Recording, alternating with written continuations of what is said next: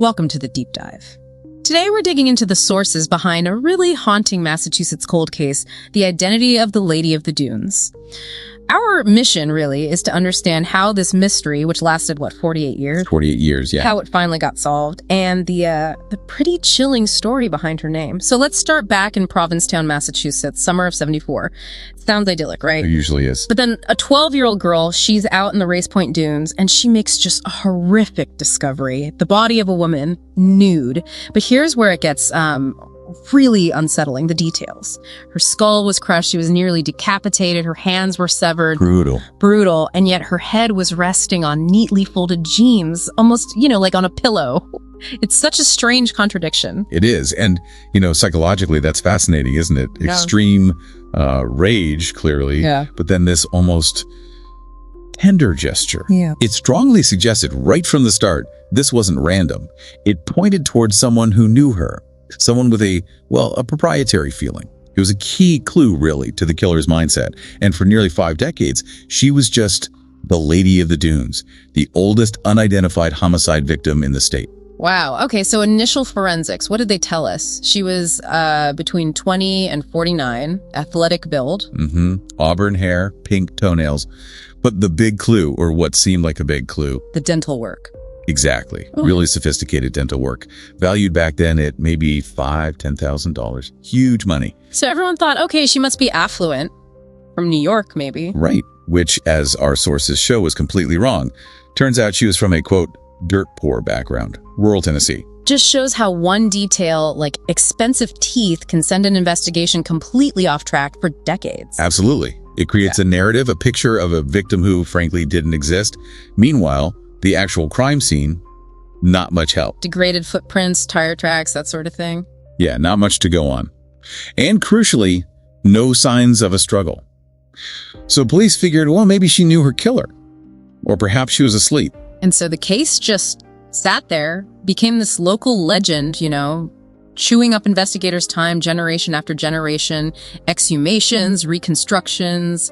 Frustrating. Very frustrating cycle. And like a lot of these cold cases, theories started popping up. 2 big ones really grabbed the public's attention, but they turned out to be red herrings. Right. Total red herrings. Misleading, though kind of compelling in their own way.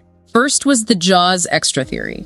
The author Joe Hill noticed an extra in the movie Jaws, which was filmed nearby in 74. Right. And this extra looked a lot like the composite sketch of the victim, wearing a blue bandana, jeans.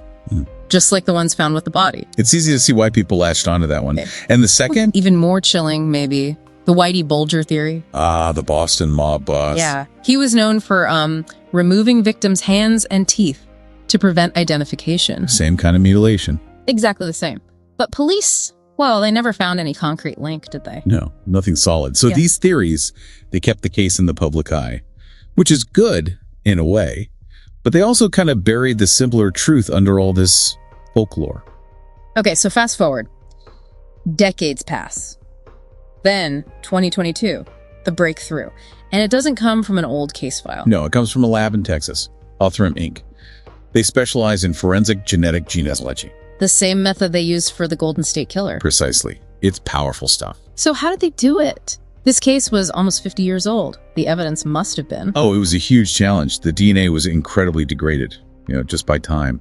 Plus, it was badly damaged by formaldehyde from the earlier exhumations. Right. That complicates things. Massively. But Othram has these proprietary techniques. They were able to repair the DNA enough to build a full profile. And then they got a hit. A close family match in one of those public genealogy databases. Incredible. It really shows how far the science has come, doesn't it? Things that seemed impossible just a decade ago. Exactly. Overcoming contaminated or degraded DNA like this, it offers real hope for thousands of other cold cases out there. So on Halloween 2022, the FBI finally gives her name back. Ruth Marie Terry. Ruth Marie Terry. Born 1936, Whitwell, Tennessee. Left that very poor background, moved to Michigan. And our sources mentioned she made a really difficult choice in 1958, giving up her son, Richard, for adoption. Yes, an agonizing decision. He later came to understand it as an act of love, given her circumstances. And when she disappeared in 74, there's this layer of deception added, which is just cruel. It really is. Her brother, Jim, he searched for her for years. tirelessly. And what happened? He was told, apparently by a private investigator, that Ruth had just joined a religious cult. Wow. So that explained her absence. He explained everything.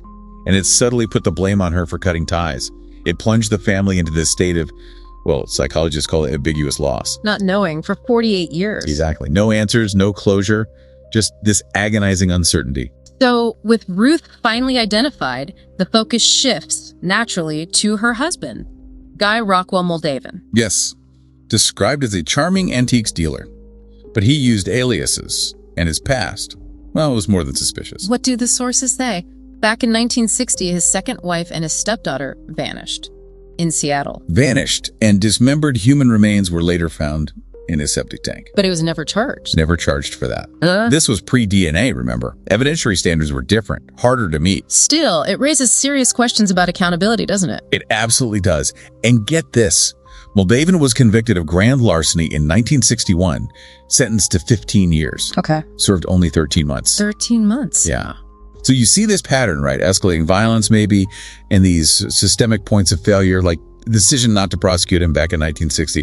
You have to wonder if that failure directly enabled what happened to Ruth Marie Terry 14 years later. It's a heavy thought. So finally, August 28th, 2023, the case is officially closed.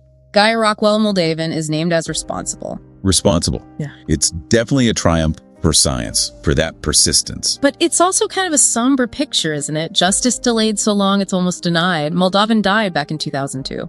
Exactly. He's beyond any earthly accountability. The answer, the certainty, it came from a lab, not a courtroom. No trial, no conviction for this. No. Which leaves us, and you, the listener, with something to think about. What does justice really mean when the perpetrator is gone? And maybe more importantly, how do those system failures, those decisions made decades ago, how do they continue to ripple forward and shape these terrible tragedies?